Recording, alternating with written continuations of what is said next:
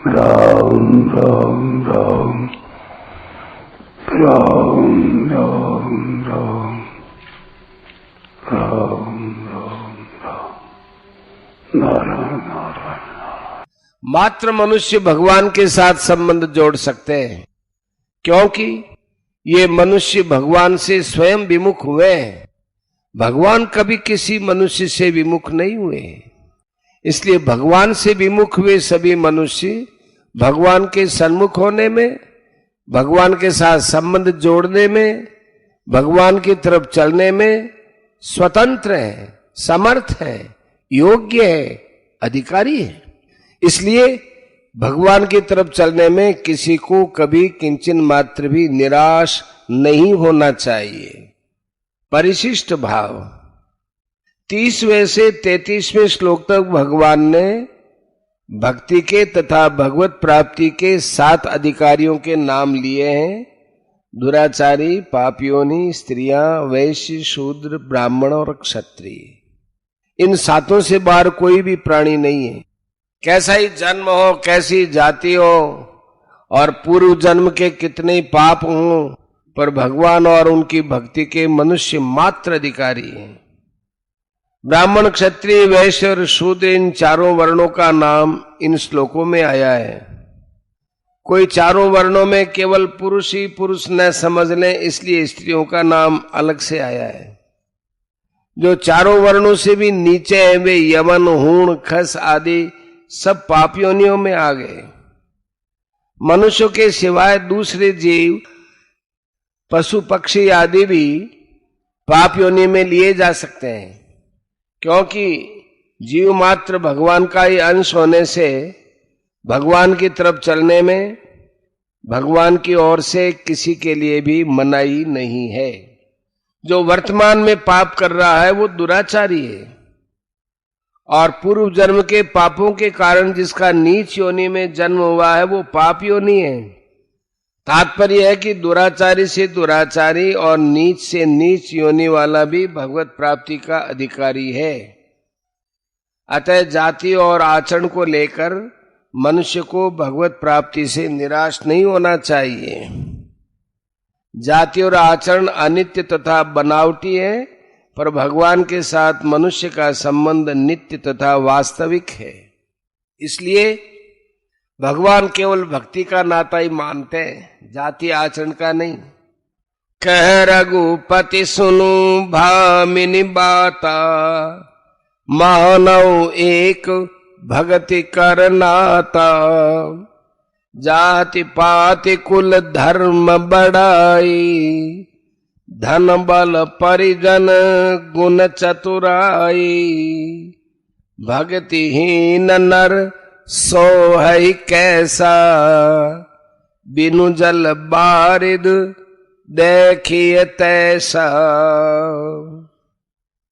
संसार में लोग बाहर के जाति आचरण को देखते हैं, भीतर के तत्व को नहीं देखते, परंतु भगवान तत्व को देखते हैं कि यह सदा से ही मेरा अंश है।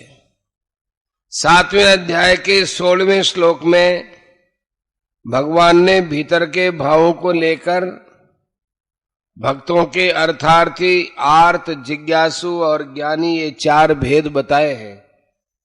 और यहाँ बाहर की मान्यता, जाति आचरण आदि को लेकर लौकिक दृष्टि से भक्तों के 7 भेद बताए।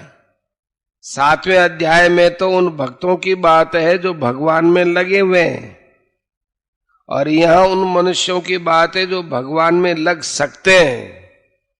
तात्पर्य है कि वर्ण, आश्रम, वेशभूषा, जाति, संप्रदाय आदि अलग अलग होते हुए भी सभी मनुष्य अर्थार्थी, आर्त, जिज्ञासु और ज्ञानी ये 4 प्रकार के भक्त बन सकते हैं और भगवान को प्राप्त कर सकते हैं। भगवत प्राप्ति के विषय में सब एक है, कोई छोटा बड़ा नहीं है। भगवत प्राप्ति का अनधिकारी किसी भी योनि में कोई है नहीं, हुआ नहीं, होगा नहीं और हो सकता भी नहीं। किम पुनर्ब्राह्मणा पुण्या भक्ता राजर्षयस्तथा। इस श्लोकार्ध के बीच में भक्ता पद देने का तात्पर्य है कि पवित्र आचरण करने वाले ब्राह्मणों की और ऋषि स्वरूप क्षत्रियों की महिमा नहीं है, प्रत्युत उनमें जो भक्ति है उस भक्ति की महिमा है। तात्पर्य यह हुआ कि भगवान न तो दुराचारी तथा पाप योनि के साथ द्वेष रखते हैं और न पुण्यात्मा ब्राह्मणों तथा क्षत्रियों के साथ पक्षपात रखते हैं। वे तो सब प्राणियों में समान हैं। 9 का 29वां। परंतु जो प्रेम पूर्वक भगवान का भजन करता है वह किसी भी देश, वेश, वर्ण, आश्रम, जाति, संप्रदाय आदि का क्यों न हो, उसका भगवान से घनिष्ठ संबंध है। मयि ते तेषु चाप्यहम् 29। अतः दुराचारी, पापियोनि, स्त्रियां, वैश्य, शूद्र, ब्राह्मण, क्षत्रिय सातों भक्ति में एक हो जाते हैं, इनमें कोई भेद नहीं रहता। इसलिए भगवान भजन करने की आज्ञा देते हैं, भजस्व माम।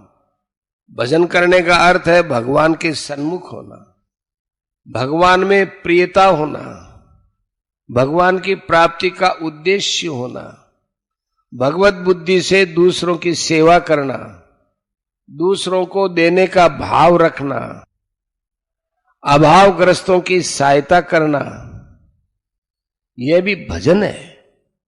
अनित्यम असुखम लोकम इमं प्राप्य भजस्व माम।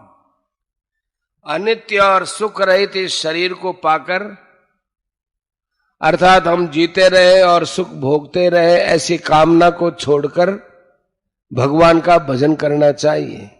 कारण कि संसार में सुख है ही नहीं, केवल सुख का भ्रम है। ऐसे ही जीने का भी भ्रम है। हम जी नहीं रहे, प्रत्युत प्रतिक्षण मर रहे हैं। पहले 29वें श्लोक में भगवान ने कहा था कि जो प्रेम पूर्वक मेरा भजन करते हैं वे मेरे में है और मैं उनमें हूं। इसलिए यहां भगवान भजन करने की आज्ञा देते हैं, भजस्व माम।